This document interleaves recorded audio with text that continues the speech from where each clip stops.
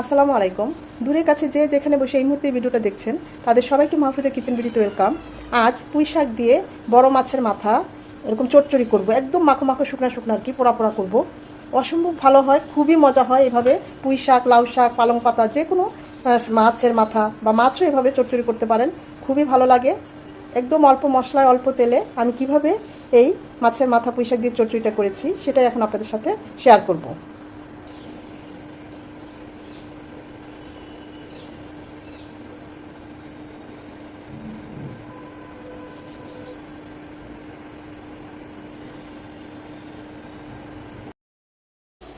বিশাল বড় একটা আইড় মাছের মাথা নিয়েছি, খুব ভালোভাবে ধুয়ে পানিটা চড়িয়ে নিয়েছি। মাছটা অনেক বড়, তো এই আইড় মাছের মাথাটা আজকে পুঁই শাক দিয়ে একটু মাখো মাখো করব। দিয়ে দিচ্ছি সামান্য মরিচ গুঁড়ো, হলুদ গুঁড়ো আর লবণ। এই সব কিছু দিয়ে মাখিয়ে নেব। চাইলে আপনারা হালকা করে ভেজেও নিতে পারেন। আজকে আমি মাথাটা কষিয়ে পুঁই শাকের সাথে রান্না করব।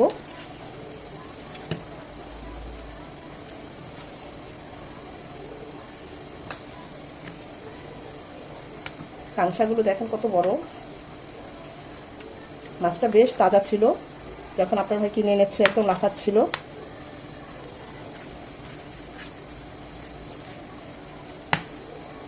লেজের সাথে যে পিসটা ছিল সেটাও নিয়ে নিয়েছি।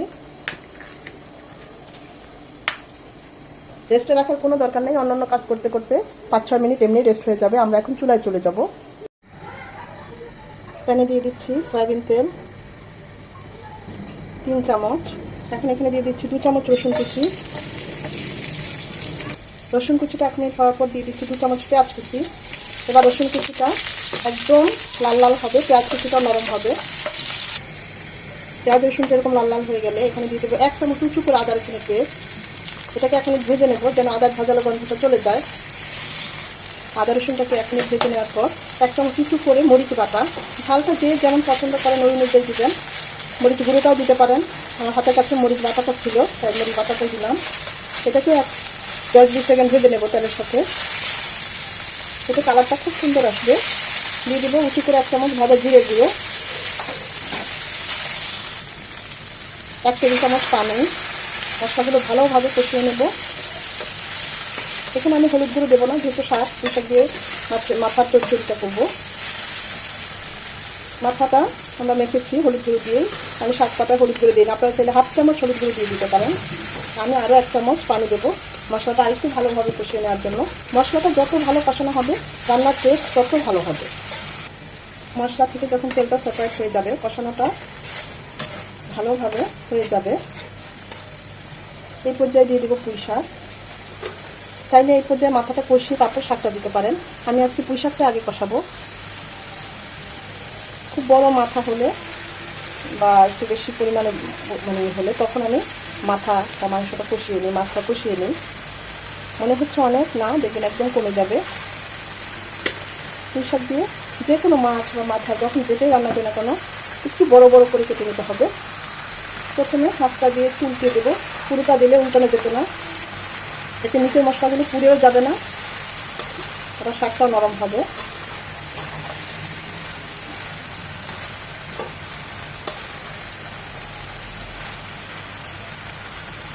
এটা এখন আরও নরম হবে।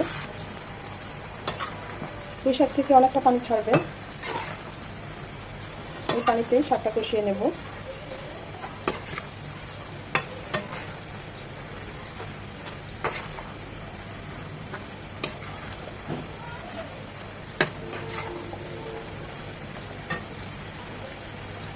আরও 2 থেকে 3 মিনিট কষবে।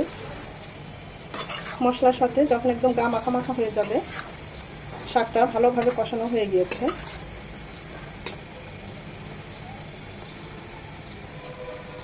ঠিক এই পর্যায়ে দিয়ে দিব ফুটানো পানি।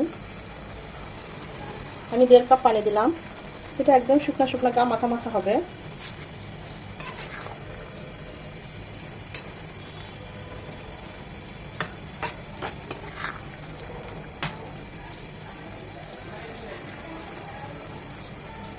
এখন দিয়ে দিব মাছের মাথা, লেজ যেগুলো আমরা ম্যারিনেশন করে রেখেছিলাম।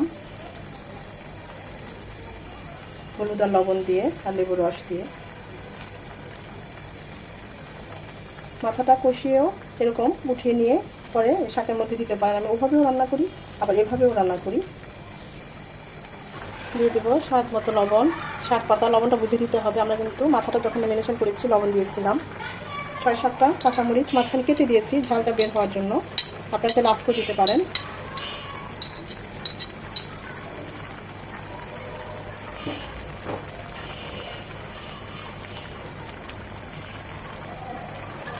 আট থেকে 10 মিনিট এটা রান্না হবে। মাঝে অবশ্যই নেড়ে দিতে হবে।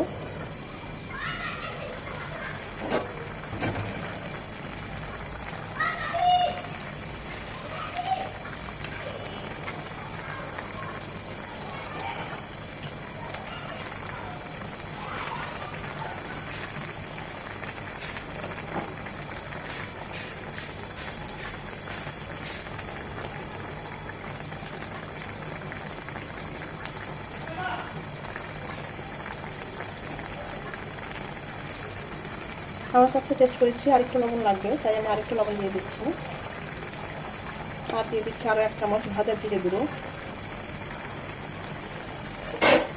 এটা এখন হবে আরও 4 থেকে 5 মিনিট।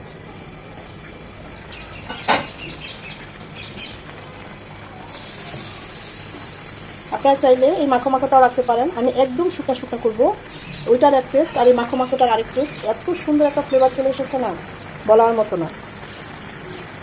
এখন আর থাকবো না, 2-3 মিনিট এভাবেই ঝোলটা টানিয়ে নেব। এটা এরকমই পোড়া পোড়া হবে। এটার যে কি টেস্ট, এই পোড়া পোড়াটা করে যারা এখন এইভাবে খান নাই পুঁই শাক দিয়ে যে কোনো মাছ বা মাছের মাথা একবার হলেও ট্রাই করবেন। অসম্ভব মজা, অনেক দিন পর্যন্ত টেস্ট মুখে লেগে থাকবে, এইটুকু অন্তত বলতে পারি। আমি এখন চুলাটা অফ করে দেব। এটা যে কি পরিমাণ মজা হয়েছে দেখে হয়তো বুঝতে পারছেন।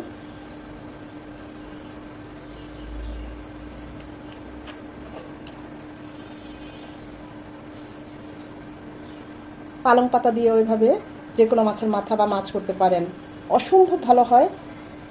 লাউ পাতা দিয়ে করলে তো তুলনাই হয় না, এতটাই মজা হয় এভাবে পোড়া পোড়া করলে।